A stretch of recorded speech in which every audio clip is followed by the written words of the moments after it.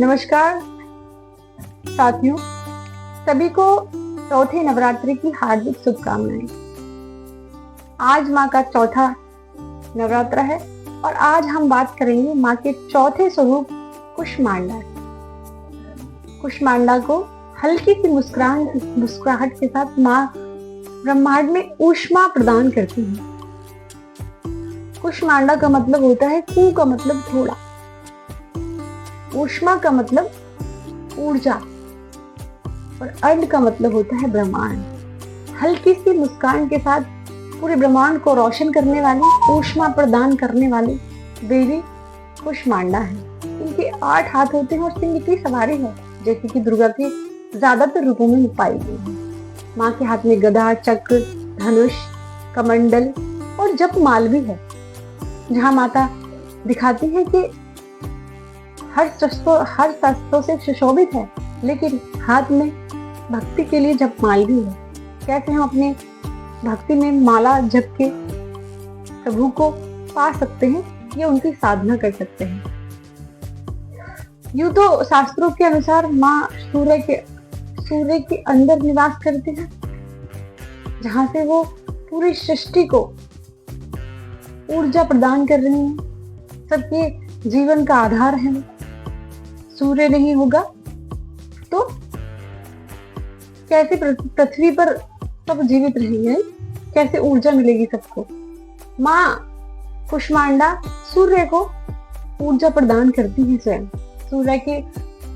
सूर्य की निवासी माँ को शास्त्रों में बताया गया है। और माता के भोग में माता को जो फल पसंद है, माता को जो कद्दू होता है,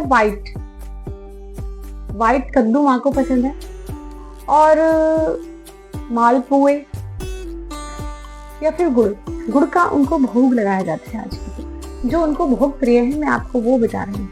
यूँ तो श्रद्धा अनुसार भक्त जो लगाते हैं वो माता है, उनको सब प्रिय है। और वैसे भी भगवान तो भक्त का भाव ही देखते हैं, लेकिन फिर भी हम अपनी पूजा को हम अपने मन की शांति के लिए और अच्छा बेहतर बनाने के लिए कलश स्थापना तो हमने करी हुई है। सबने कलश स्थापना कर रखी है, व्रत आगे बढ़ते जा रहे हैं, है ना। तो माता के भोग में अगर आप चाहें तो माता को सफेद पेठा होता है कद्दू, उसका आप भोग लगा सकते हैं, या फिर मालपुए या फिर गुड़। माता को गुड़ प्रिय है। देवी के इस रूप में आप देखिए कि माता अपने भक्तों को आशीर्वाद दे रही हैं, उनको ऊर्जा प्रदान कर रही हैं, खुद भी भक्ति करने के लिए कह रही हैं, क्योंकि हाथ में उनके जपमाल है।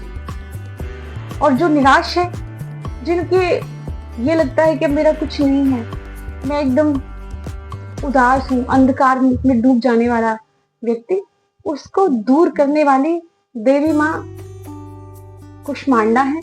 जो उनका श्रद्धा पूर्वक पूजन करता है, उसके जीवन में अंधकार कभी नहीं रहता, क्योंकि वो प्रकाश की देवी है कुष्मांडा। आप चाहें तो माँ देवी को फूल, दीप, पुष्प चढ़ा करके माता को प्रसन्न कर सकते हैं। माफ कीजिएगा, पुष्प और फूल एक ही होते हैं। और सकारात्मकता के लिए माता आपको ऊर्जा प्रदान करती है, क्योंकि आप हताश निराश सब जगह से हो गए हैं, तो माता का तेज बहुत है। और माता के चौथे दिन माँ कुष्मांडा की पूजा की जाती है। पूरी विधि विधान के साथ आप उनका पूजन कीजिए। देखिए, जब हम पूजा अपने मन के अकॉर्डिंग, जो हमें लगता है कि हमने पूजा बहुत श्रद्धा भाव से उनको सब कुछ फूल फल समर्पित करके की है, तो एक देखिए आपको एक अलग ही अनुभूति होती है, एक अलग सा सुकून मिलता है उस समय। बताइए कि मिलता है या नहीं मिलता है। देखिए, मुझे तो ऐसा लगता है कि जब मेरी पूजा अच्छे से निपट जाती है ना, तो मुझे ऐसा लगता है कि बस यही तो चाहती हूँ मैं। अंदर से मुझे एक शांति की अनुभूति होती है।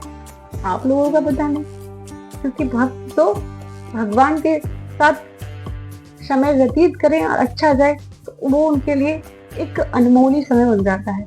और रही बात भगवान की, तो वो तो अपने भक्त का प्रेम ही देखते हैं, और भक्त वत्सल्य हैं।